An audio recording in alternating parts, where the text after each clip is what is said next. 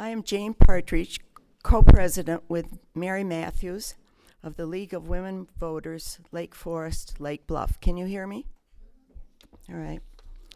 For those of you who may not know, the League of Women Voters is a national organization with over 800 local and state chapters. We encourage both men and women to join. If you are not a member, there is information on the table outside.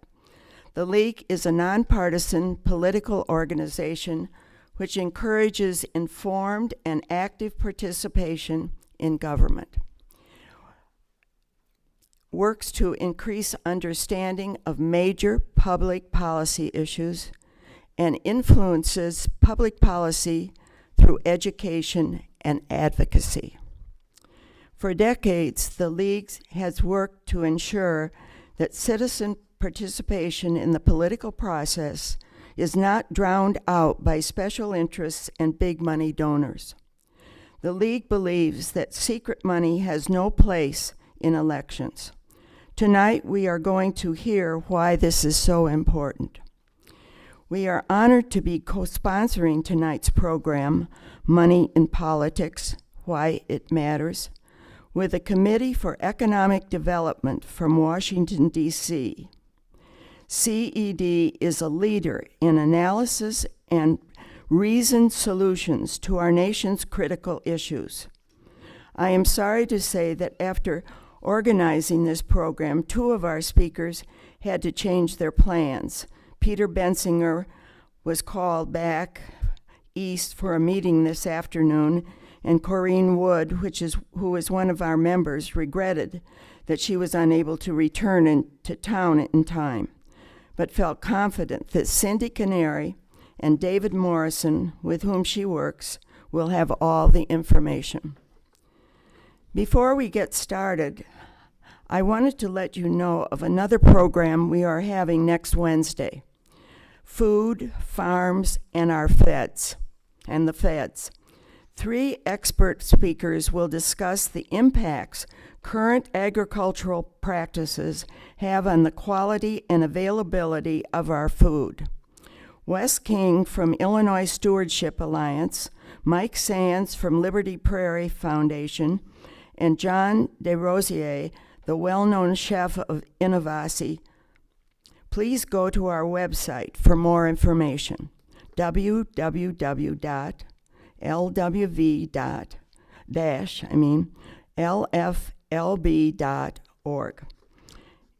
And now I'm very pleased to introduce Cindi Canary, who will moderate the program.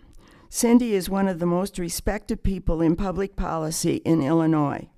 She was the director of the Illinois Campaign for Political Reform, a nonpartisan organization founded by U.S. Senator Paul Simon and Lieutenant Governor Bob Kustra.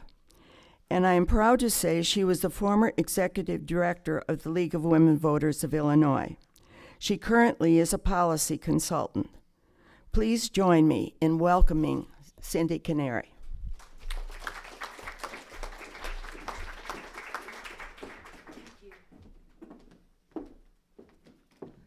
Good evening, everybody. I think today it felt like spring rain. So I want to start the conversation on money and politics, which some people think is kind of a downer, on that positive note. We're really lucky. We've got a really great panel here this evening of some of the best experts from around the country on this issue. Immediately to my left is Mike Petro. Mike is the executive vice president of the Committee for Economic Development in Washington. CED, as you heard from Jane, is a nonpartisan business-led policy organization. Mike is responsible for overseeing and directing all functions of CED, including the development, communications, and research. He has been active for years on CED's democracy agenda, where they take positions on judicial independence, on redistricting, and most importantly, on campaign finance. Mike also has a long track record in campaigns and politics, and perhaps he'll share some of his stories with us.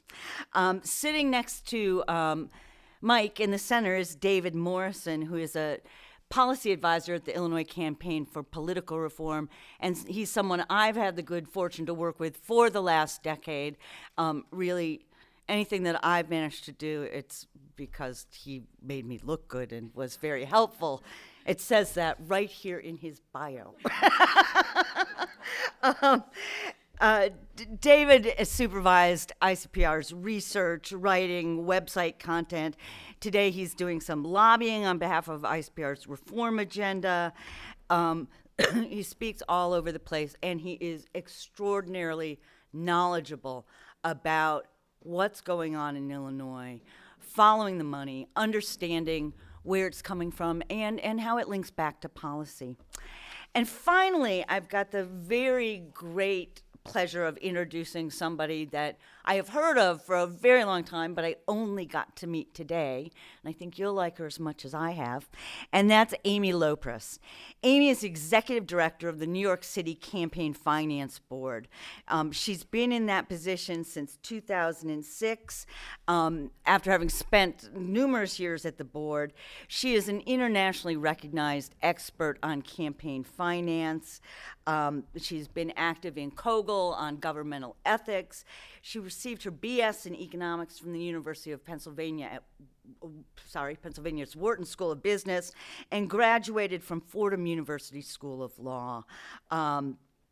We are very, very fortunate to have her. In her capacity in New York City, she runs one of the nation's most innovative campaign finance programs, and I think it offers us all an opportunity to try on some new ideas for size and think about whether they might have any potential for any of us. So we're going to start by turning it over to Mike. Thank you, Cindy, and thank you, Jane, for the kind introductions, and to the members of the League. I'm excited to be here and recognize the important work that you do throughout the country, here locally, but throughout the country. Everywhere we go at CED, we try to co-sponsor or team up with the League because of their obvious relevance to these issues and the important constituency that you represent. Now, Cindi kind of alluded to my career. I was a young Democrat in the 1980s and worked on every failed presidential campaign that there was. So I'm not kidding. And they're all laughing like, oh, that young guy. But I got out of the political world to get involved in public policy. And I've been at CED for 16 years. And as suggested, we're a business-led public policy organization. We are comprised of about 190 now CEOs from around the country. And we research and engage around a whole group of domestic and foreign policy issues. We have a history that goes back past 70 years. When President Roosevelt was trying to move the economy in 1942, he was thinking about how do we move the economy from a wartime to a peacetime economy. He brought together CED's, the original forefathers, if you will, of CED, and CED was created around that time. In fact, one of our very first policy studies became the inspiration to the Marshall Plan. And our first chairman, a guy named Paul Hoffman, who was the CEO of the Studebaker Company. Now, I know you're looking at me and saying, well, he's way too young to remember the Studebaker. I mean, come now. But some of you in the audience might remember that it was a car company. Paul Hoffman was a car salesman. And he then rose up the ranks to become the CEO. And he became, President Truman appointed him as the administrator of the Marshall Plan, because they felt every single year they needed a salesman to go back to Congress and sell to the U.S. Congress the importance of the Marshall Plan, because every single year they had to go back and get that funding. So for over 70 years, this group of business leaders engaged around what's good for the country first. Unlike maybe the Business Roundtable and some of the other groups, we think our members take their company hat and they think as business leaders and provide a business perspective on issues. When you hear the name Committee for Economic Development, and you think of a group of CEOs, you say to yourself, well, why would they be involved in campaign finance reform? Well, first and foremost, my members are tired of getting asked for contributions and being put in a position where they feel as if they have to pay to play, or if they have to pay to have an audience or a meeting with a member of Congress. So they don't like being put in that position. But more importantly, what our members see is the importance, and a lot of our members run multinational companies, and they see across the country and across the world, they see that when democracies start to fail, it affects the economy and it affects business. And when there's a perception even if it's not true, but just a perception that the political system is being bought with large contributions, it has a corrosive effect on our political system, our democracy, but also on the business cycle. So that's the reason why our members care about this issue. Now, CED has a 45-year history of engaging around money in politics. And throughout that time, there are some reoccurring themes. One is that our members believe it's important to disclose contributions, that you should shine a light on the money that goes into the system, and that's a very good thing. The other issue is increasing citizen participation. And one of our guests here, Amy Loprest from New York, you're going to hear about a way that they finance campaigns in New York City where they match small dollar contributions, thereby increasing the participation of people. When you write a contribution for $10 and it automatically becomes $70, it increases the worth of that participation. And so one of the things that CED has done is it's supported the same type of match that Amy's going to talk about, not just because our members look at the fact that year after year the same people go back to the legislature, go back to Congress, and that there's no competition in this political system. And our members think, well, if competition is good for the economy, which it is, right? That's a good thing, then it ought to be good for the political system as well. That just makes sense. So one of the things that Amy's going to talk about, and one of the things that CED supports, is matching small dollar contributions with public funds. Will it automatically overnight solve all the problems? Absolutely not. Will they make every single race competitive? No. But what it will do is it will make incumbents better candidates, and I think better representatives, because they're going to have to answer to the other folks that are running against them. In my political career, I worked for John Glenn for many years. And John Glenn, every 6 years, would run and get reelected because he was an American hero. And by the way, a wonderful man. But toward the end of his career, in fact, his last campaign, he had a real competitor. He had a guy named Mike DeWine run against him. Now, Mike DeWine, eventually, he lost in that race, but he eventually became a United States Senator. And guess what? John Glenn had to run for the very first time, had to run for that seat, and he had to earn it. And I saw him become a better campaigner, and quite frankly, a better senator, because he had competition. He had people asking him questions. It's great that you are a war hero. It's great that you're an American hero. What about jobs? What about our future? What about our kids? What about our education? So one of the things that, the theme that I think that's so important that I think for you to hear about today is a system in New York City. I'm not going to steal your thunder there, Amy. There won't be anything left for her to say. But one of the things that I think is critically important is that it allows underrepresented people, because people who wouldn't normally have the means to run for office, like women, like minorities, it gives them an opportunity perhaps to run for office and be represented electorally, locally, and across the state. So the message I'd want to leave with you today is that there are people in business who are concerned about the political system, that they view it as an economic concern. They view money in politics, campaign finance reform, as John McCain used to say, as a gateway issue. You fix that at the front end, at the front door, and then other reforms can happen. Because we all know that in Washington and at the state level, people are given money, members of Congress are given money to block reforms and block legislation, and they don't even know what it's all about. All they got is the contribution, all right? And their job is to thwart the effort. And it's not that it's important to their constituents or whatever, it's to get in the way of progress. So I'm going to leave you with that. I hope we can do an interaction and chat. I'm going to leave you with that thought and have my other colleagues sitting next to me weigh in as well. But thank you. Well, a happy Thursday to everyone. It's great to see a crowd like this to talk about campaign finance. We just had an election 9 days ago, and I'm glad you all have the stamina to come out and relive some of that. I'd like to begin with an observation. Democracy is the idea that all of us, all 20,000 people who live in Lake Forest, all 700,000 people who live in Lake County, all 13 million people who live in Illinois, that all of us can govern ourselves. And we do that by going to the polls on election day and choosing from amongst ourselves people to speak on our behalf in public office. That's sort of the ideal of democracy. The goal there is that each of us, oh wow, there's a microphone here.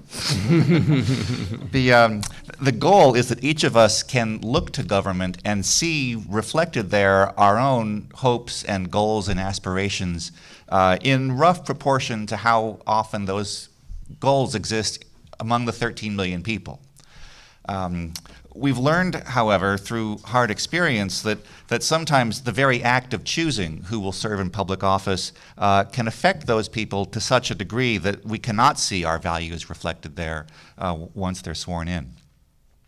And so we have struggled with the ways that funding our campaigns affects the ability of our officials to reflect our goals. In 2009, after seeing a governor attempt to sell public policy in exchange for campaign contributions, our state enacted contribution limits and other reforms aimed at making officials more accountable to voters. And now that we've had at least a primary election for governor with contribution limits, it's appropriate to look back and see how that worked. It's a little early for a full analysis. Full reports of campaign receipts and expenditures will not be filed for the primary until Tuesday, April 15th, which is also tax day. It's purely a coincidence.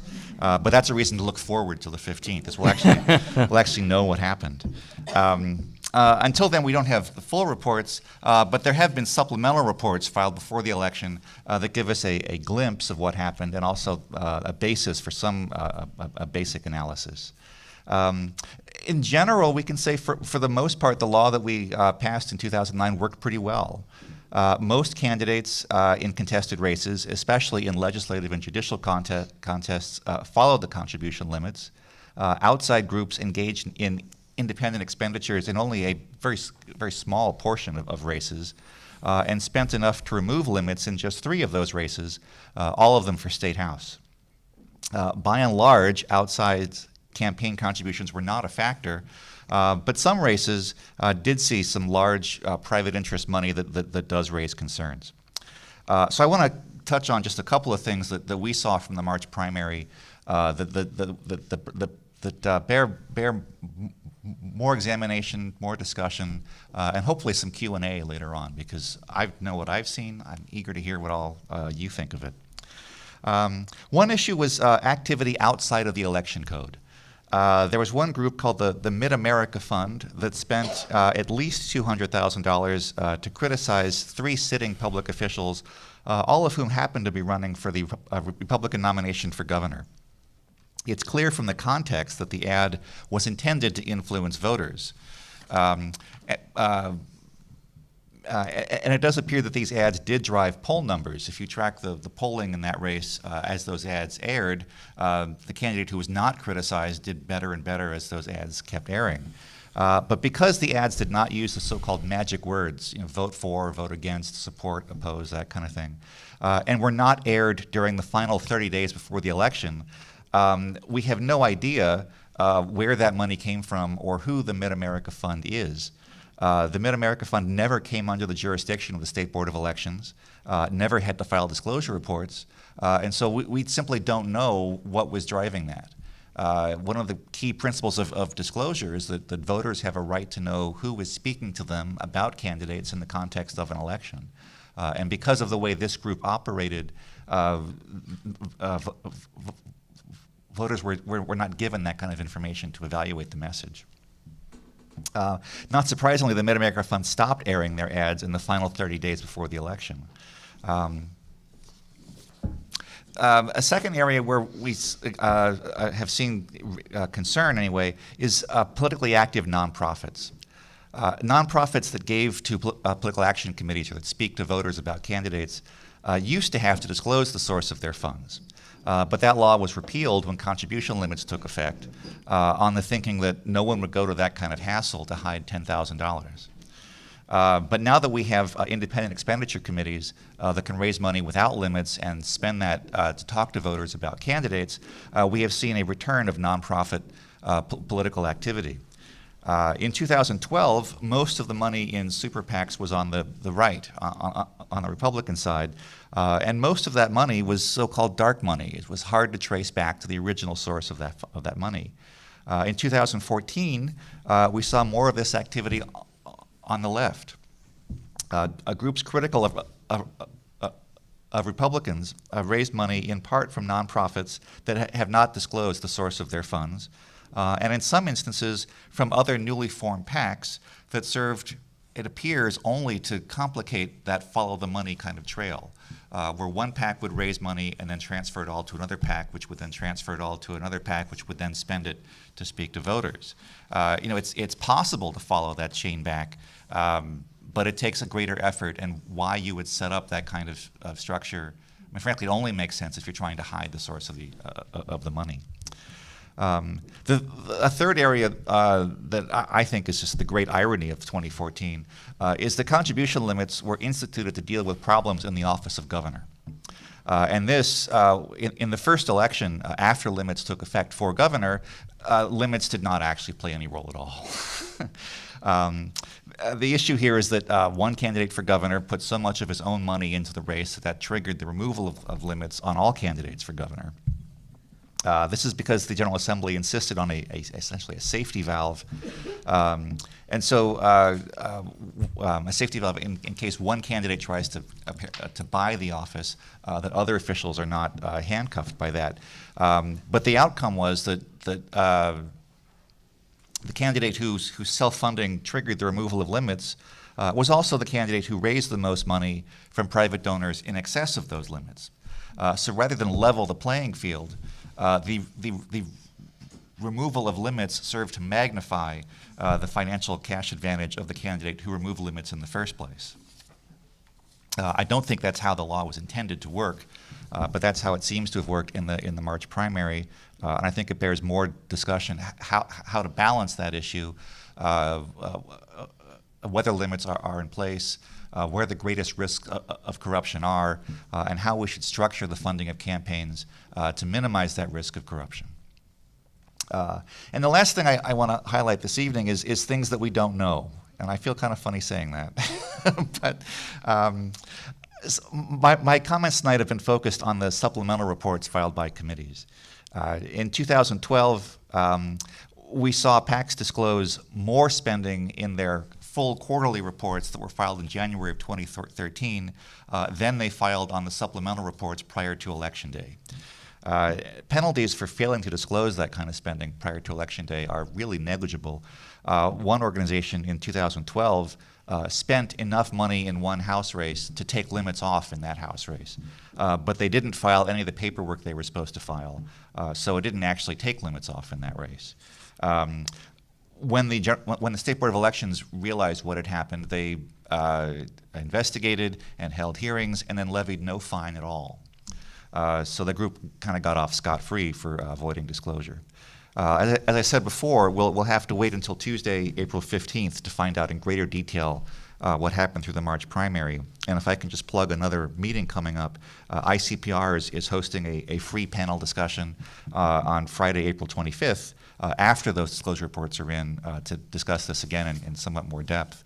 But I do want to just note that it's very possible that there's a lot of information about what groups were active in this race that voters should have known prior to Election Day, but did not.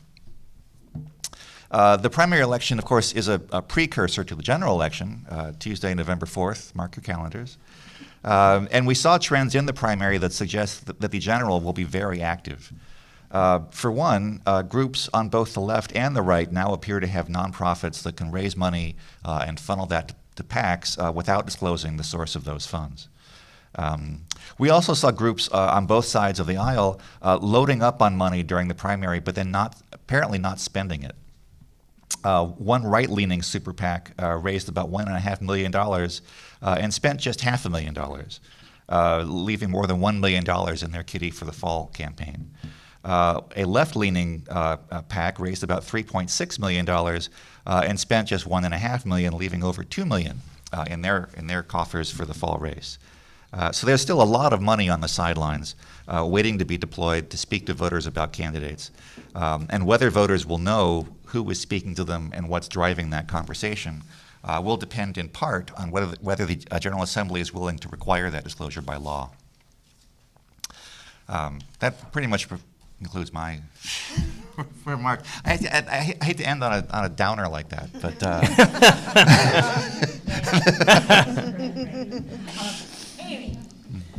well, so I don't know if you can hear me. So I used to teach a class in campaign finance at the Fordham graduate school, and I used to ask my students, and you have to indulge me because I've been up since 5 o'clock in the morning Eastern time, so I'm trying to get a little lively, and I used to ask my students, the first day of class, if you were an elected official and you had a bill, and we always used an example of dairy farmers because there are a lot of dairy farmers in New York. Although I know nothing about dairy farming, so pardon me if you are. And you were an organic dairy farmer, and you wanted to promote your organic dairy farm, and you were an elected official, and those people had given you those organic dairy farm lobby had given you what in New York State you can give up to $60,000. That's the contribution limit. One would say that's no limit at all. And you gave $60,000 to this elected official, and then there was some, and then some person who was just a constituent who had some local concern, and your scheduler is both these people call and say they want to have a meeting with that elected official, and you're the scheduler. Who do you think they have the meeting with? The person who gave them $60,000, the person who gave them $1,000. The $60,000 person. And is that right? No. I mean, we would all agree that the elected officials should be answerable to their constituency. So in New York City, we have a program that strives to make our elected officials answerable to New York City voters, to what we call, to amplify the voices of voters in New York City, and we do that in a lot of different ways.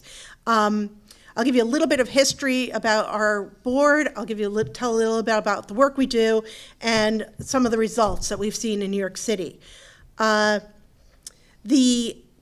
25 years ago, there was a major political scandal in New York City involving the contracts to collect the money from parking meters.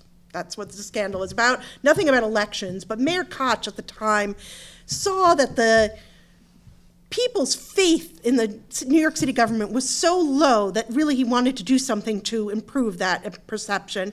And he, along with the city council, passed the Campaign Finance Act, which regulates campaign finance in New York City and runs a public matching funds program. The Campaign Finance Board is an independent board. It is nonpartisan, unlike a lot of bipartisan entities. We have 5 members, 2 appointed by the mayor, 2 appointed by the Speaker of the City Council, who can't be of the same political party. They don't, so it's not strictly 2 Republicans, 2 Democrats. And then the chair, who's appointed by the mayor in consultation with the Speaker of the City Council. We oversee the campaign finances for 59 elected offices in New York City.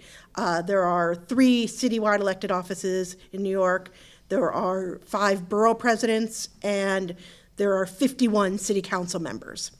So we oversee a lot of people, a lot of money in New York City. We have some rules that apply to every candidate, whether or not they choose to participate in the public financing program. One of those is that we have sensible contribution limits. And the contribution limit, for example, for mayor is $4,950 compared to the $60,000 they could get if there was no such program under New York state law. We also have strict regulations about contribution limits for people who do business with the city. So this is sort of to what Mike talked about, the pay-to-play culture. If you want to get a business contract, you want to have a business deal in New York City, you're going to have to pay for it. In 2007, under the stewardship of Mayor Bloomberg, the city passed a law that limits the contributions from people who are doing business with the city to about 10% of the regular contribution limit. So, for example, mayor, you can give $4,950. If you're doing business with the city, you can only give $400. And those doing business laws apply to a wide spectrum of people who are doing business, not only people who are contracting with the city, but people who seek to contract, people who are bidding on contracts, people who are seeking franchises from the city, people who are doing economic development deals with the city, people who are doing real estate deals with New York City, which is where the big money is. And it was a real push to get that included in the law, that if you want a zoning variance to build a giant building in New York, you have to abide by these contribution limits. New York City also bans contributions from business entities, corporations, partnerships, limited liability contributions, corporations, and all those rules apply to all candidates, whether or not they participate in the public financing program. We also the board does a lot of work to educate and engage New York City voters. So one of the primary ways we do that is through comprehensive disclosure. And we have periodic disclosure. It's available in a searchable database online. You can get all the information about, all the contributors, all the spending of all the candidates. They disclose we have a 4-year election cycle, so in the 3 years preceding the election, it's about every 6 months. And then in the year of the election, it's about every 2 months, and then it gets quicker until about every 2 weeks before the election. We also print and distribute in the mail a nonpartisan voter guide that is printed and mailed to every single household with a registered voter in New York City once before the primary and once again before the general election. We run a debate program for candidates who are running for citywide office. And really the jewel in our crown, and what I'm really mainly here to talk about, is our voluntary public matching funds program. And the goal of this program is to do the obvious, to reduce the corruption and appearance of corruption in New York City's politics, to improve the voters' image of their elected officials. But also it's to get more people involved in the process by increasing the numbers of small donors to candidates. And the way we do that is we have a small donor matchable, multiple match. And so what it is that we will pay out $6 for every dollar that a New York City resident gives to a candidate, up to $175 in public funds. So your $10 contribution now becomes worth $70 to a candidate. Your $100 contribution is $700. It makes it so that candidates are accountable to the voters. They're, instead of dialing for dollars, they're out in the community raising money from their constituents. There are a lot of regulations about how you qualify for the money. You have to be opposed, you have to be on the ballot, you have to meet a financial threshold to show that you're a serious candidate. And you can receive up to 55% of our spending limit in public funds. So every campaign has a good mix of private and public money in it. In return, candidates who are in the public financing program agree to the spending limits, which the Supreme Court says we can't hold to other candidates who are not in the voluntary program. And so the spending limit for mayor in the 2013 election that just passed in the fall was about $6.3 million for the primary, and again, $6.3 million for the general election. Those contribution limits and the spending limits are all adjusted for inflation to make the program up to date and keep up with the rising costs in New York City, which is probably the most expensive media market in the country. So what makes this program successful, and one of the very important things that we do is it's a lot of money. I mean, we gave out over $33 million in public funds in 2013. It all comes from taxpayer general fund. So we take our responsibility to safeguard that public funds very seriously. So we have tough but fair enforcement of the rules and regulations. We audit the candidates before, during, and after the election to ensure they're complying with all the laws. And it's created a climate in New York City where candidates feel like the rules matter, that they really, it's a political climate where people obey the rules. By and large, most of the candidates, are following the rules and obeying them. And so let's talk a little bit about the results. I mean, does this work? We've been around for 25 years. I can say that we have some very, very positive results in New York City.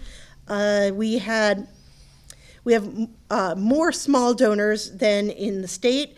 In fact, 87% of the contributors in the 2013 elections were contributors who gave less than $250. And they're more representative. A study done by the Campaign Finance Institute and the Brennan Center at NYU track the demographics, and the contributions come from every neighborhood in the city, from every zip code, from every census block district, which means that the contributors are more representative of the diverse population of New York City. More people are involved in the political process. And in terms of competition, because Mike is right, people are, it's a downer to not have any competition, to be perfectly blunt. And so in New York City, we have much more competitive elections than the comparable elections for the state offices in New York City. In New York City primaries, the vast majority of New York City residents who are registered voters are registered Democrat, so primaries are very important in New York City. In New York City, 62% of the primaries for New York City office are contested, compared to only 30% of the primaries for New York State offices. And when you look at all the elections, primaries and general elections over the past 10 years, 21% of New York State elected offices went uncontested. And only 8% in New York City went uncontested. So it's really important. I mean, I think that people don't go out to vote when there's no one to vote for, and they get in the habit of not going out to vote. So even when there's someone to vote for, you're in that habit. Of course, like everywhere in the country, independent expenditures are a threat. For the first time in 2013, New York City had disclosure of independent expenditures, and it was a doozy. There was $15.9 million spent by independent actors in New York City in the 2013 elections. But we think that our small donor matching funds program has put a pace that threat, because in every race where there was independent spending, public funds outpaced that independent spending. So, independent spenders had a variety of successes and electoral successes, but public funds in every single race where there was independent spending outpaced the amount of independent spending. So that's just a brief overview of what we do. I'm happy to answer any questions in particular about what we do. And I'm really pleased that people are interested in this issue, because I think it's really important for the country to get money out of politics. Maybe I could just start by asking David to help me and see if we can figure out how we might compare in the number of small donors we have in Illinois with what you're seeing in New York City. I looked at the Chicago mayor's the last mayoral elections. And looking at the Mayor Manuel's small donors, it was something like 0.001%. It was a fraction of 1%. I looked at the Republican gubernatorial candidates this time around in the primary, only looked at them because frankly, there wasn't really much of a Democratic primary, so, but anyway, and with all of those candidates, it was a couple of percentage points. And I don't think that we see things that are wildly different in most of the in the contested legislative races. No, you're totally right. We used to see, before we had contribution limits, that candidates for statewide office raised most of their money from donors who gave $10,000 or more, and the fraction of the money. The difficult thing about non-itemized receipts of people who give less than $150, that their names never appear in the disclosure reports, and by definition they're non-itemized. So we don't know how many of them there are. But if you were to sort of model out,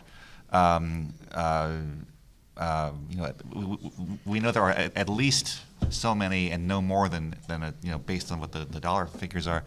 It's less than 1% or 5%. Well, in most races less than 1, and even in ones where they raise a lot.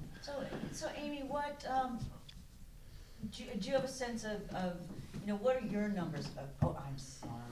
I'm so bad at following the rules. Amy, what's your sense of kind of what the small donor trend is in New York City? Well, I mean, we've just again started doing a comprehensive analysis, but I mean, we have, when you talk about contributors, I mean, the overwhelming majority of contributors are small dollar contributors. Now, of course, because we match up to $175, and you can collect up to $4,950 if you're running for mayor, $2,750 if you're running for city council. The total dollar number is slightly different, but it still sounds a lot better than what you're talking about. For citywide offices, about, I'm sorry, I was going to just read you a statistic, and I just realized I was about to give you the wrong number. So I don't want to say that because I actually don't have that number here.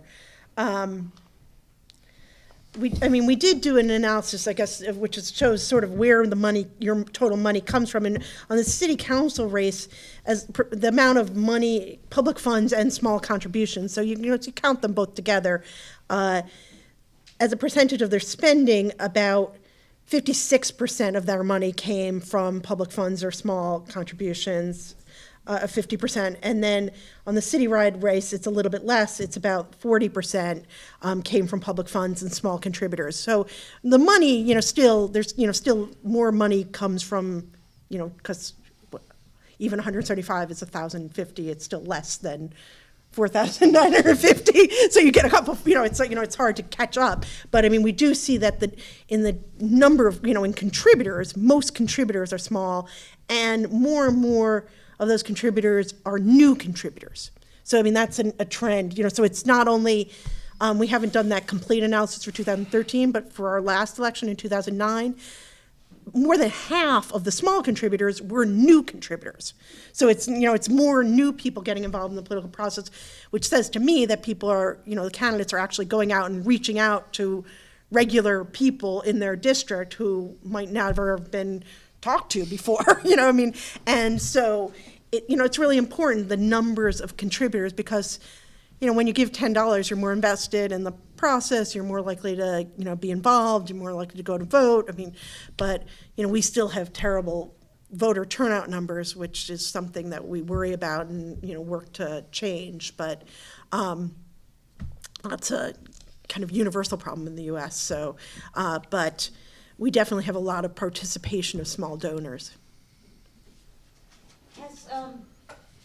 Is it, I'm moving away from this one. Is it your sense that the small donor MASH program has actually increased the diversity of the candidate pool, the number of women running? Are you seeing kind of a different demographic? Well, we haven't done a complete study of that. I mean, one thing, there was a study of the demographic trend of contributors, and that definitely is absolutely true, that the demographic makeup, if you compare to New York City, races for state office, there's the Brennan Center and Campaign Finance Institute did this great study, and they have all these great maps. And so if I had graphics, I would show you this great map that they did. And the first map is a picture of the city of New York and with the census block groups. And it says this is where the red is where there are census block groups where someone gave under $175. And for the state office, it's like, here in Manhattan and, one place in Queens and, like little spots of red across the whole city. And then they show the map in New York City and the entire map is red. And Mike saw that chart. And I mean, it's a really kind of really amazing demonstration. We certainly, just anecdotally, there are, when you look at the candidate pools, when you talk to the candidates, there are many, many people who said that they never, ever would have thought that they could possibly consider running for office, but for this public financing program, because they themselves were not wealthy, or they didn't have the backing of some wealthy interest. They were just somebody who, for city council, who was active in their church, was, active at their schools, was, had talked in the community and, had helped their tenant organization. And, those kind of people who really represent the interests of individual, real New Yorkers are the people who run. And it does reflect the different diversity of demographics and women and all across the city. Do we have some questions? Because I have lots of questions. Please. I'm wondering what it takes to pay what you said was a threshold for candidates. How much do you need to have to become a candidate? Yes, the question was, what is the threshold that a candidate needs to raise in order to qualify for this program? So it, of course, varies by office. So for city council, a candidate has to raise $5,000 in matchable contributions, which is, contributions from individual New York City residents of up to $175. And then they have to raise at least 75 contributions of $10 or more from people within their city council district. So that's accessible for most people. That doesn't keep people out of the race. No, I mean, I'd say, I'm going to just wing this number, but I mean, it's like probably about 80% of the candidates who are on the ballot, and they're seeking public funds, get public funds, and that probably includes some people who choose not to accept them because they don't need them or whatever. But that it's about 80% of the people who are in the program receive public funds, so it's not an undoable number. Other questions? How do you publicize this? The Candidate do it? Do you do it? Okay, so the question is, how do we publicize it? And because we've been around for 25 years, most of the candidate, people who want to run for office pretty much know about our program. Almost every single candidate, and I don't see every piece of fundraising literature, but pretty much every candidate mentions in their fundraising literature that there is a public match, that, that your $10 contribution is going to be worth $70 to me as part of their pitch. So, the candidates advertise it to their contributor pools. It's a New York institution, and through the voter guide that everyone who's registered gets, there's information about it. So I think it's a pretty well-known program in New York City. The candidates really, make use of this to kind of encourage people to give small donations. And the number of, I'd say one true indication is like the rubber chicken dinner, at a hotel kind of dinner that was certainly, and even as late as 2001, absolutely the norm of how people raised money, $2,000 plate or whatever. Even citywide candidates have many, many fundraisers that are, come and pay $50, come and pay $10, and, even people who are running citywide have those kind of fundraisers all the time. You do raise a good question, though, if I may add. I imagine in the first 4 or 5 years of this program, there was a challenge to get the message out that this was a new way of doing things. And so I imagine it took a while for the word to get out and for this program to prosper the way it has already today. Please. In the mayoral race, do you have any statistics on that? Because quite a few candidates were running for mayor. That wasn't a primary, but I was curious Well, if you have any statistics on what effect money played. well, the in the mayoral race, there was, a fairly hotly contested. There was a fairly hotly contested both Republican and Democratic primary in New York City this year, and a competitive general election. I have numbers for all citywide offices. There's 3 citywide offices, but most of the money is spent in the mayoral race. About 62% of contributors in the citywide races were small donors.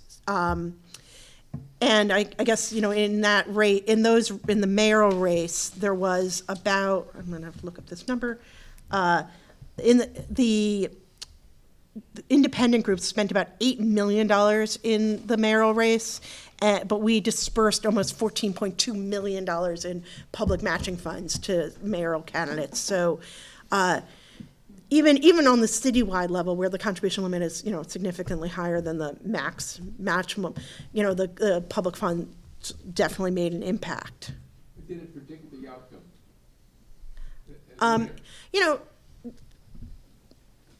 I guess I'm thinking, The outcome. did the person who got the most public funds win the election? Is that what you're talking about?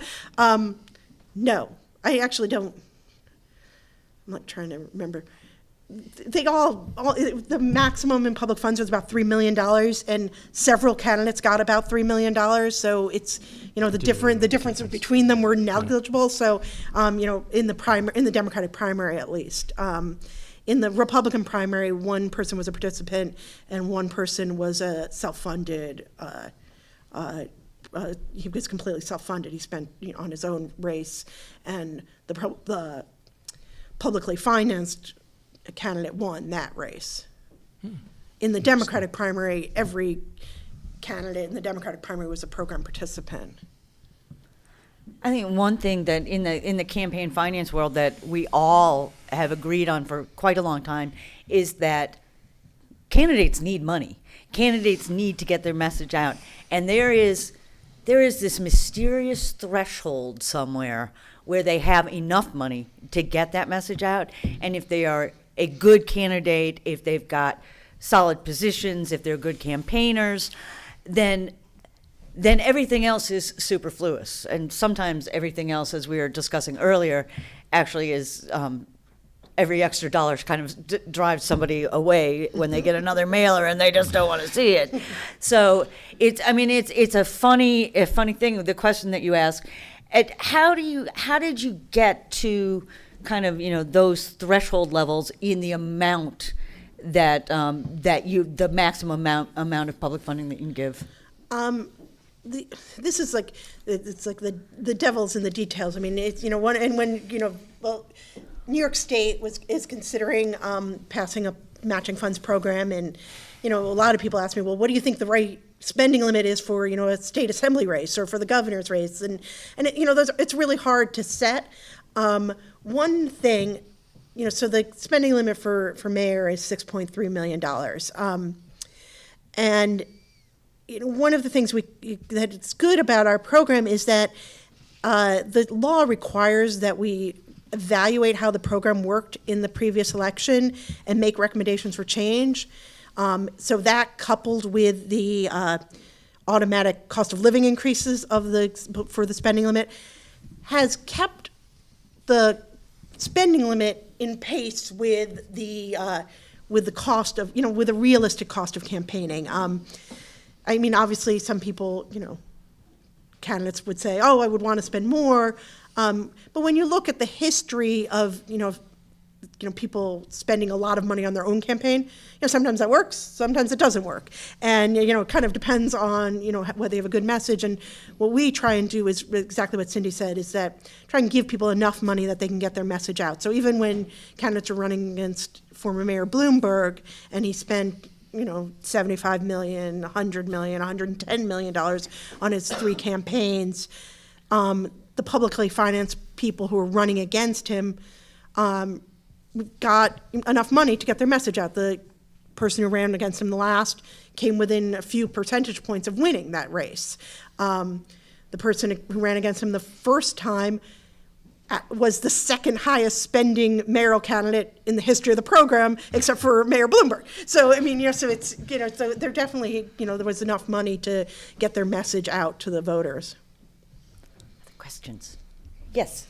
For the speaker in the middle, is there any data in Illinois on what percentage of the legislators' time they spend on fundraising, which they otherwise? I'm just going to repeat the question because it's such a good one. Is there any data in Illinois on what percentage of legislators' time they spend on fundraising? Again, and to answer that, I've heard quite a few studies of members of Congress, how much time they spend. I've not seen a lot of information on how much time state legislators spend raising money. You look over most legislators' disclosure reports, and they'll raise between $50,000 and $100,000 over the course of a 2-year term, which for most of them is plenty. The issue for more kind of rank and file legislators is if they suddenly find themselves in a hotly contested race, where say the other party decides to make a play for their seat, suddenly that $100,000 is not enough for their race. They'll have an opponent with $500,000, and it's not that you have to spend the most money to win, but you do have to spend enough to get your message out, and that's the dynamic that we see more often. And one thing about this program is that candidates, anecdotally say that, what's good is that they can fundraise and campaign because they're fundraising from the people they're campaigning. Whereas, on the Congress and when you're, just soliciting the large donations, basically you're sitting in a room and not campaigning, you're talking to donors. And here, your donors are your constituents, so you're doing both at the same time. So it's more pleasant for them. The candidates like it better. I think, David, we, again, when we look at, and this is a little bit of apples to oranges because we're talking about the New York City Council, and most of our data is on the Illinois State Legislature, but we've got an incredible number of uncontested or barely contested races. And so, that is another real issue. I think, David, if you had some stats on that, didn't you? Sure. The I know, last. Well, see, this is why I love him. He emails me stuff, and then I'm like, "What was that again?" No, the numbers vary, and of course we had new maps drawn after the 2010 census, so we have to see if these trends continue. But under the previous map, most legislators, a bare majority of House and Senate candidates were not opposed in either the primary or the general election. And then, so most candidates didn't have to raise money. They're on the ballot, therefore they're going to win. But that dynamic of there's also always a dozen or more races where the parties decide to take a stand, and those races can very quickly go to $1 million or more. And that tends to be the dynamic in the State House and Senate, where candidates have their own fundraising operations that hum along, and then they discover that that's not nearly enough, and they have to hope that their caucus leader thinks they're worth saving. And so that dynamic affects how rank and file members relate to leadership and relate to voters, simply because it's too hard to predict how much money they're going to need. And that's always true in the general election, that where we've got the tier 1 targets, but this time around in the primaries, we saw some real record breakers. We did. We saw those 3 races, for example, where outside interests spent so much money, $200,000 or more in each, that limits actually came off in those races, and those were all instances where one interest decided this issue was so important that the parties may not have been involved, but they were going to get involved and try to change the nominee. That's a fairly new dynamic in state politics, and it bears following. Please. Amy, have you seen a correlation between, this is a very broad question, which I hope you have but have you seen a correlation between the success of this program and a reduction in cynicism in New York City politics? Because one of the things that keeps me up at night as an elected official is, will we ever get back to the days of, of John F. Kennedy when public service was a noble profession, and how do we do that? How do we leverage campaign finance reform to get there?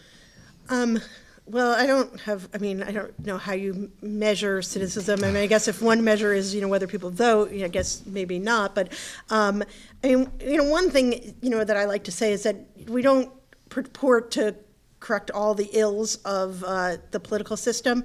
I do definitely believe that because the culture in New York City, because most candidates participate in this program, we have about an 80% participation rate, and most people who all of the people who participate really feel that the rules matter. That you have a culture of politicians that feel the rules are matter. So, does that translate to the populace? I hope so, because it's. It trickles down. You've elected somebody who you feel is following the rules, and that should make you feel better about the government. But you're right. I mean, I think there is a fair amount of cynicism, and it's not helped by the arrest and indictment of elected officials. I mean, that never helps, and it unfortunately happens. I mean, and it's it's an unfortunate thing because it's a minority of people, but it gets the most play. It happens here all the time. But never in Illinois, right? You've never had a corrupt politician in Illinois, right? It's been a few months. One of the issues in Illinois and a number of other states is the whole issue of incumbents and district name, where the legislature itself creates the districts, gerrymanders the districts. And it does appear in Illinois that that's one of the issues where incumbents don't seem to be have candidates opposing them, and a number of them are unopposed and actually just are elected. So obviously, campaign funding doesn't make any difference to them. They're on the ballot. They're going to win. In Illinois, obviously, there's now an attempt to try to get that change, to have an independent commission off the districts. It seems like that kind of goes hand in hand with trying to create an arena in which you get better candidates against each other, which elevates the ability to have people that have less vested interests. You're competing against better people.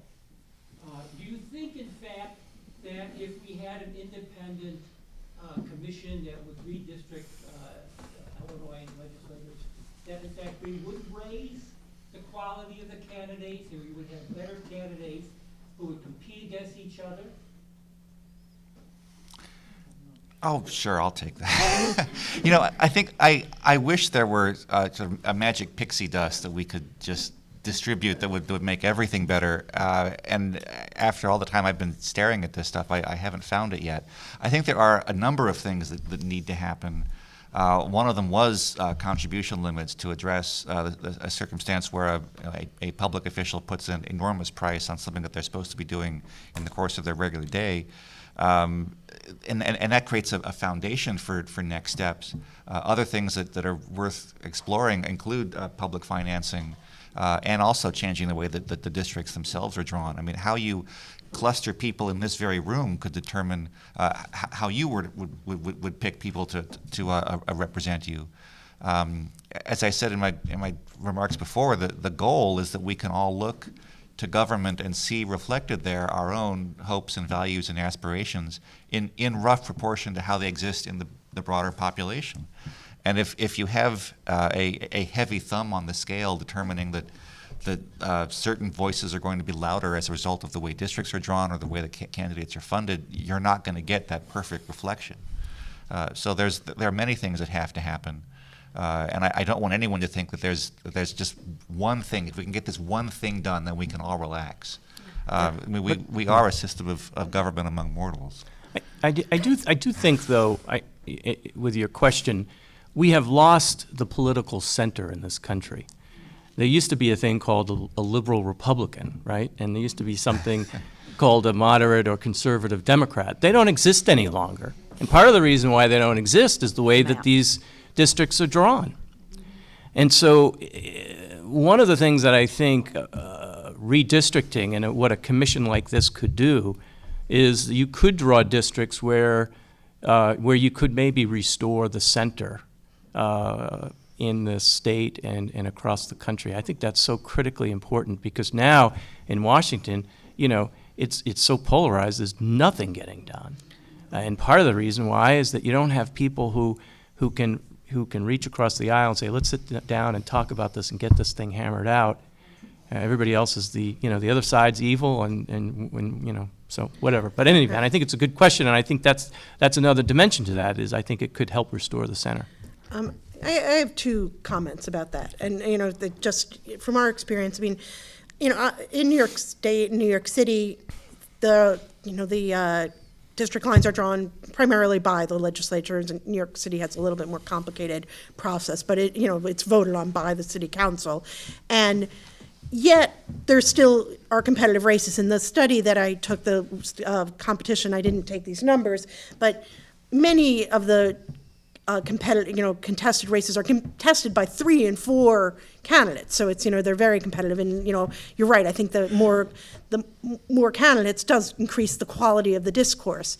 And as far as changing, legislative outcomes, I mean, I don't purport that, that's one of the goals. I mean, people say, oh, look at how many incumbents are thrown out. And that's not one of the goals of the program, is to throw out incumbents, But just a anecdote from the state of Connecticut, which has a different kind of public financing program. They have a full public financing program, so candidates qualify and they get all the money they used to run for, and they passed that law, I think the first election, I think it was 2007. And the people in Connecticut tell this story. They had been trying to pass a bill, and I might get the exact specifics, for years about when the money that was collected at stores for bottle deposits, okay? So you pay $5, and some of those bottles are returned, but a good portion of them are not. And the way the law read was the money went back to the bottle distributors, the soda and beer distributors and good government groups and people and the citizens in the state of Connecticut for years had been trying to pass a law that said that money went back to the state or, went to education or went to some, civic good. And every year they tried to pass that law. And then they passed the public financing program.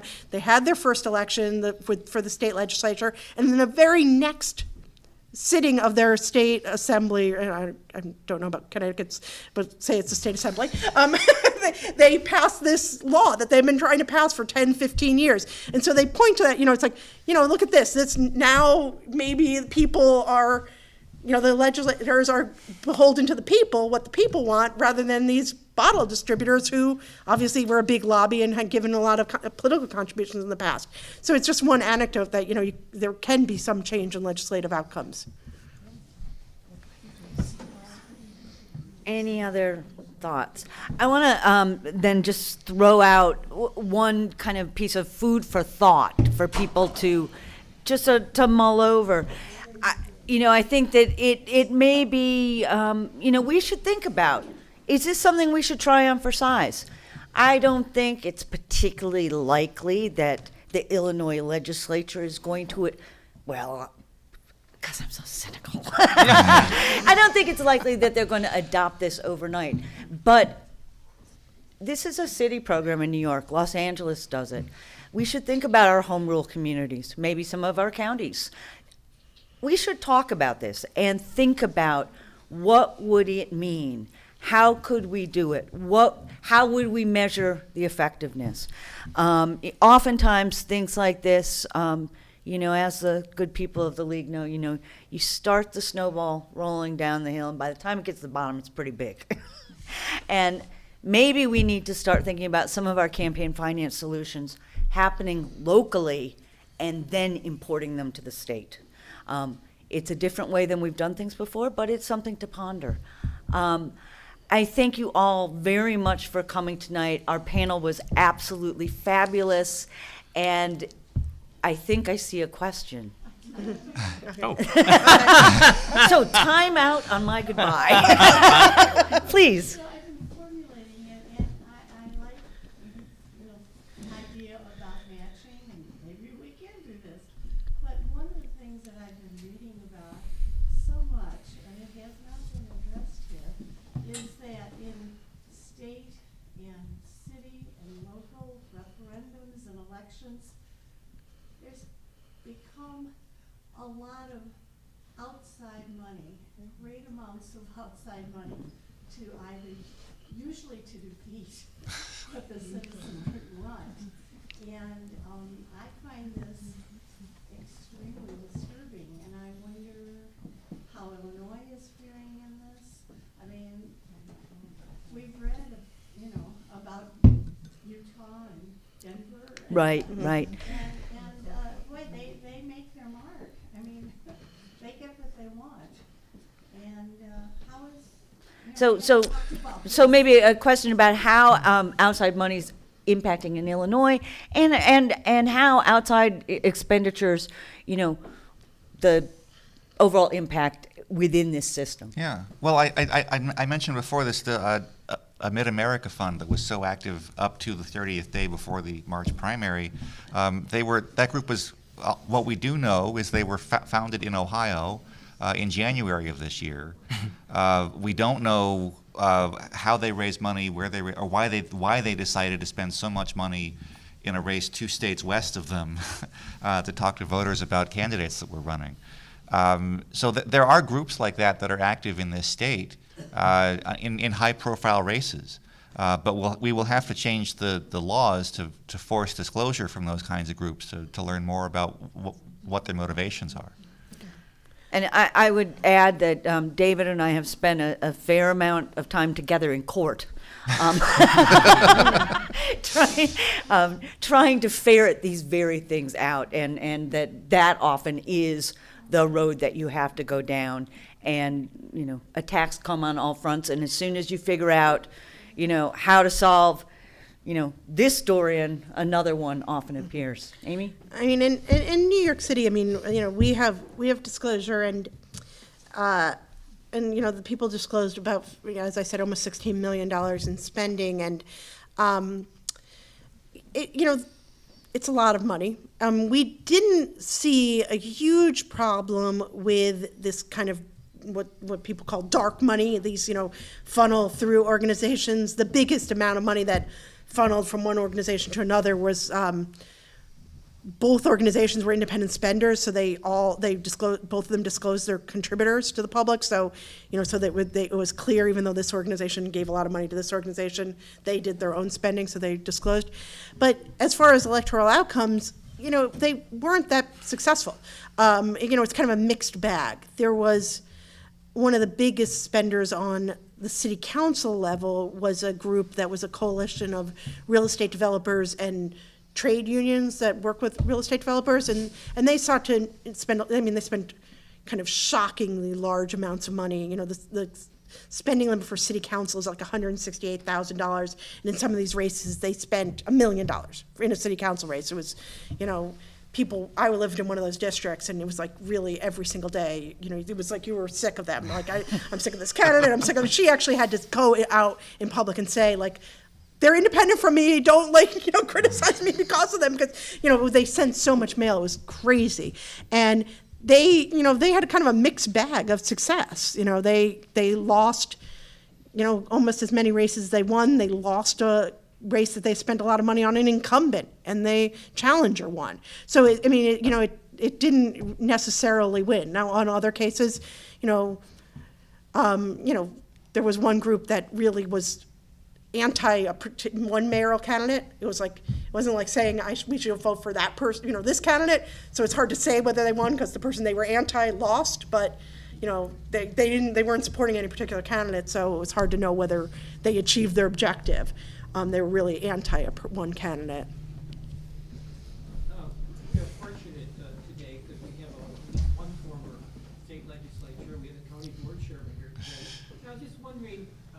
Based upon, their own experiences, do they have any reactions to this, both in relationship to their own experience with campaign financing and or the districting issue?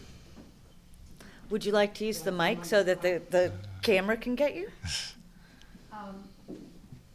Well.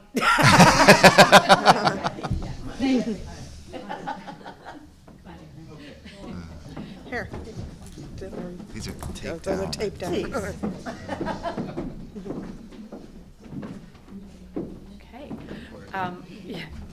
Well, I guess thank you for this opportunity to weigh in. Because yes, I am happy to share my experiences, and that's why I am such a supporter of reform efforts, because it has to change. There's tremendous pressure on candidates and legislators to respond to money, the need for money to run a campaign, and then the influence of the leader's money if you are in a contested race. And a lot of that, I think, comes from the redistricting issue. I think that's very, very fundamental reform that we absolutely need, and I'll put in a shameless little plug for the Yes for Independent Maps campaign, because this is a citizens' initiative, bipartisan, to put on the ballot a constitutional amendment that will create an established redistricting commission. And it's worked in California and had the results maybe that Connecticut experienced in terms of getting people back to center so that there was more interest in problem solving than responding to political paranoia and having to be concerned about who your next opponent would be, potentially a primary or potentially a general election. So it's not a broad brush picture that every elected official is vulnerable to corruption and self-interest, but we have a track record in Illinois that creates the cynicism I think that Aaron was talking about. And it is very difficult to recruit people to run for public office at any level when local elected offices are some of the best positions you can have in terms of having an influence, safeguarding taxpayer dollars. But the media covers the extreme stories at higher levels, and people just don't trust public officials any longer. So I think these reform measures and learning based on good research, good data, best evidence practices, we can really change the culture in Illinois so that we can become more policy-oriented and restore public service to a position that people value and would consider participating in, and that regular citizens know how important their voice is, and that they'll have confidence that it means something when they engage. So, thank you. Kathy, that was beautiful, but it's very clear you're no longer running for office because Yeah. you did not introduce yourself. I'm Kathy Rigg. I'm a former state representative from Lake County, and I'm also a former local elected official, and I worked at the county level as an appointed official. And I grew up with my, under the great direction from my mom, who was a local mayor also for 16 years. So we were talking as we came in about how important it is to engage and how great the league is in doing that. And when I grew up, I thought everybody had to knock on doors and stuff envelopes and do all those campaign things. I was in college before I realized. I was like, what? You're not going to the volunteer sign-up thing? But it was a gift, and I think we have to get people thinking that again. So thank you. Very good. Well, I was very, I'm sorry, and I'm Aaron Lawler. I'm the chairman of the Lake County Board, and moderate and liberal Republicans are not dead. I am one of them, and I'm very, very fortunate and thankful for Kathy having been my state representative, because she is an outstanding voice, and you see how much she's done, and that after leaving office, that she really does value the work in the community, because she's never ever stopped, and it's just been such a great partnership. there.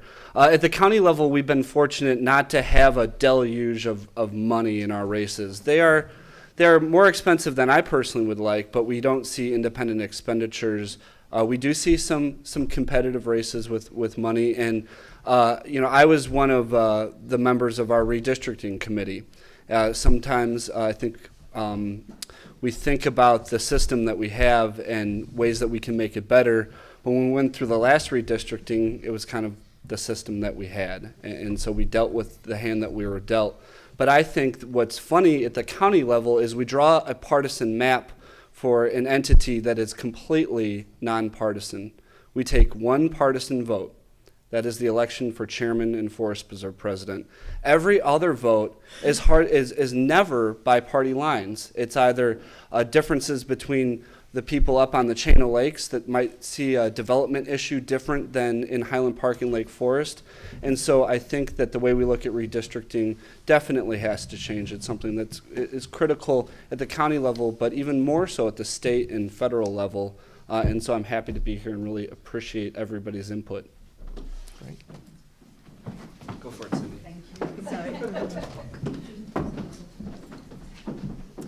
Thank you both very much. I think that this just demonstrates how lucky all of you are in this community and in this county to have public officials who will engage with you, current and former public officials who will engage with you on these important reform issues, because what we really need to do is have a dialogue and start implementing some constructive changes. So I hope tonight was full of ideas. I want to thank our panel.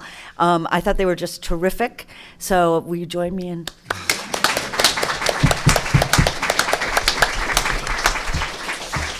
And I promise daffodils by this weekend. Are you running for office, Cindi? David.